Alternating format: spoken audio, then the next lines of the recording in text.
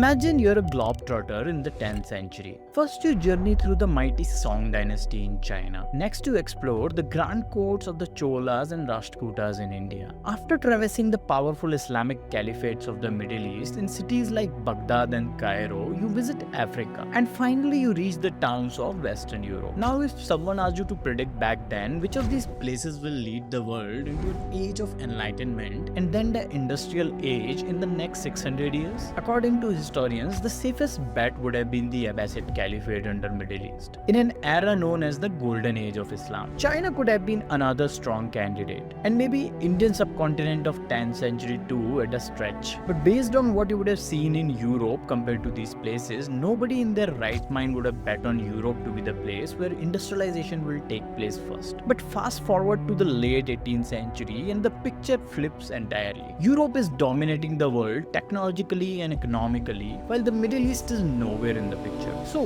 what happened? Turkish-American historian Timur Kuran argues that certain Islamic legal strictures, especially the Waqf or charitable endowment, played a major role in the economic decline of the Middle East. These institutions started as great social inventions, but there were some unforeseen second-order effects that led to the economic stagnation. In this video, we'll dive and learn what exactly are Waqfs, how they shaped the economy of the Islamic world, the good they did, the limitations they imposed, and what Middle Eastern countries like Turkey and Egypt eventually did with these institutions, long after Europe had raced ahead in the economic and industrial race. Contrary to common belief, Waqf isn't simply the Arabic word for charity. That role is played by words like zakat, sadaqat, or khairat. The word Waqf actually comes from the Arabic root waqafa, meaning to stop or to hold, and in legal terms, it refers to a property being permanently stopped, that is frozen in time. Once something becomes a waqf, it can no longer be sold, inherited, or confiscated. Interestingly, the Quran never explicitly mentions the concept of waqf.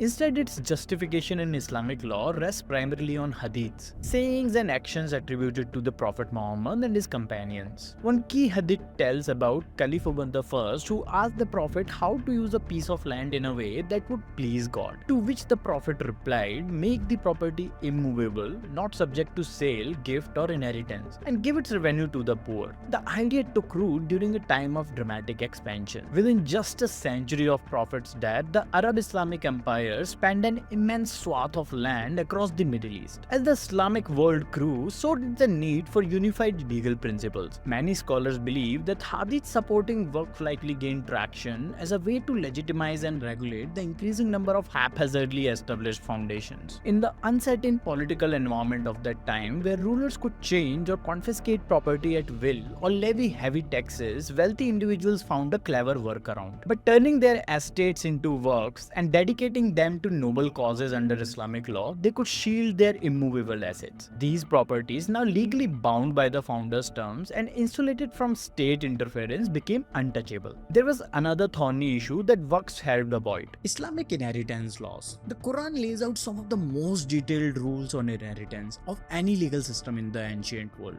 It limits a person's ability to distribute wealth freely, allowing only 1/3 of an estate to be disposed of according to individual wishes. The remaining 2/3 must be divided among a wide network of heirs: sons, daughters, spouses, parents, siblings, even extended family. So what if someone wanted to disinherit a wayward son or a problematic brother? Under Quranic law, they simply couldn't. But by establishing a waqf, individuals could now bypass these rules. They could appoint themselves as the mutawli or trustee of the waqf and assign that role and the property's management to a favored child or relative. They could even assign themselves and their family members well-paid positions within the waqf. So waqf killed two birds with one stone. The founder gained control over the disposition of his wealth, and at the same time, by giving it a pious outlook, reduced the risk of losing it all to a revenue-hungry ruler. This totally makes sense from the point of view of a rich person. But then one logical question that follows is, why would a ruler allow rich landowners of his state to take future revenue-producing properties outside his direct control? See, in effect, the waqf system represented an implicit bargain between rulers and their wealthy subjects. Rulers made a credible commitment to leave certain property effectively in private hands. In return, waqf founders agreed to supply social services, thus unburdening the state of potential responsibilities. In this sense, waqf became an informal contract between the elites and the state. The rulers turned a blind eye to these tax-shielded estates, and in return, the while elites used their wealth to provide services the state might otherwise have to fund.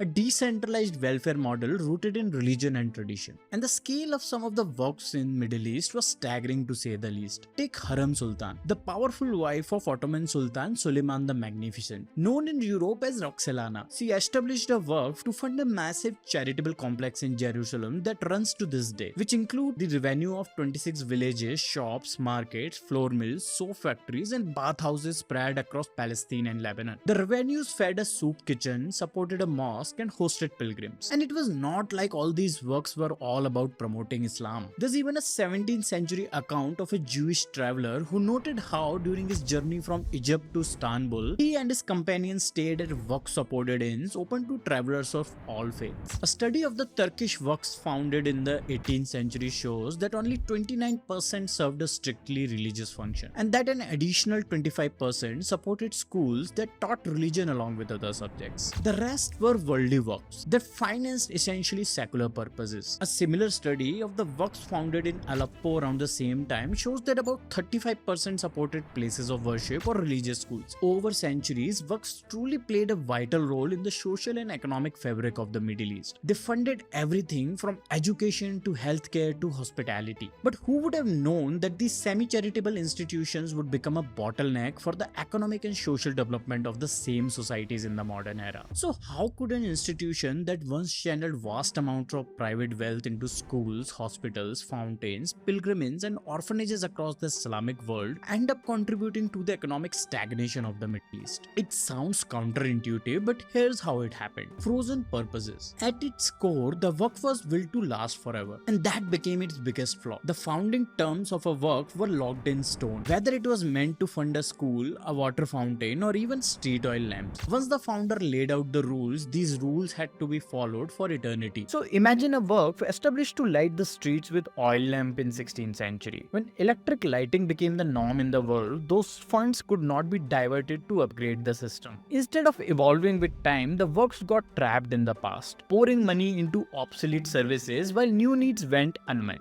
Corruption.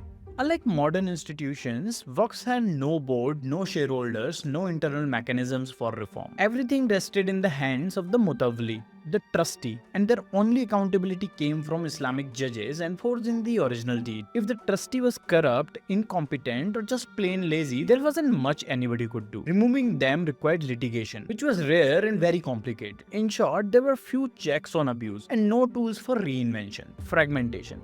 Each Waqf was legally and financially independent, a private island of charitable intent, and there was no mechanism in Islamic law to merge them or coordinate efforts. So say two Waqfs were both trying to fund hospitals in the same city. Even if pooling their resources would create a world-class medical facility, they couldn't legally combine. The rules kept each trust in a silo, capital locked away from commerce. As more land and property got funneled into Waqfs, they were effectively removed from market economy. A Waqf's property couldn't be sold, mortgaged, or used as a collateral. Its function couldn't shift toward more profitable or innovative purposes. It was locked into a fixed mission, no matter how the world changed. This meant a growing share of the Middle Eastern economy was frozen in non-commercial, non-productive assets. Wealth that could have been invested in trade, technology, or industry was instead tied up in static and charitable foundations. And in a world where capital mobility drives growth, this rigidity slowed everything down. But by the time Middle Eastern states began to recognize how deeply the Waqf system was holding back their societies and economies, the damage was already done. The scale of the problem was staggering. When the Republic of Turkey was founded in 1923, a full 3/4 of the country's arable land was owned by Waqfs. Think about that for a moment. Land that could have been used for modern agriculture, trade, or industrial development was locked away under frozen charitable trusts. And Turkey is no exception among Islamic countries. Around the same time, 1/8 of all cultivated soil in Egypt and 1/7 of that in Iran stood immobilized as Waqf property. In the middle of the 19th century, one of the agricultural land in Algeria,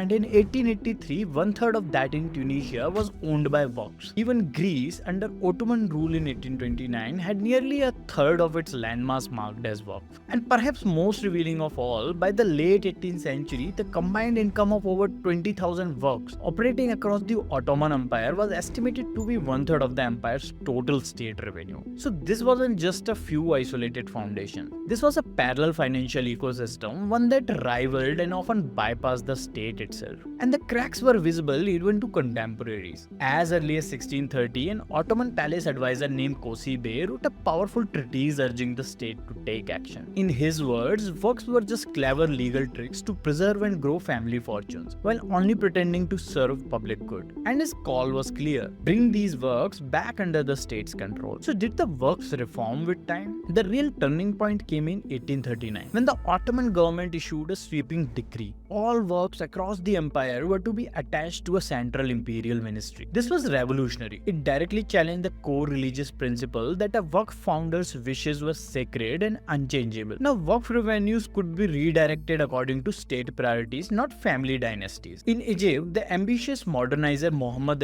had already begun dismantling Waqf privilege in the 1810s and 1820s. He secularized large swaths of Waqf land, redirecting the wealth into state coffers to fund his military and industrial dreams. In Greece, soon after independence from the Ottomans in 1829, the new state simply abolished all Waqf claims and took over the land. And soon after the French colonized countries like Algeria and Tunisia, they systematically dismantled all Waqfs, integrating the land into the market economy. There is a theory in economics called path dependence. It basically is the idea that once a society chooses a certain institutional path, it can become locked into it. And the longer that path is followed, the harder it becomes to turn around, even if better alternatives emerge. This also tells us how counterintuitive and complex often simple things can be. And institutions like Waqf, which once looked like a brilliant fusion of kindness and public service, slowly became a drag on innovation, growth, and reform. It served its time, funding education, healthcare, infrastructure, and did so with dignity and scale. But what began as a solution in one era created bottlenecks in another. The lesson is that even the most well-meaning systems carry second-order effects. And if societies can't adapt their institutions to new realities, they risk being left behind by those that can.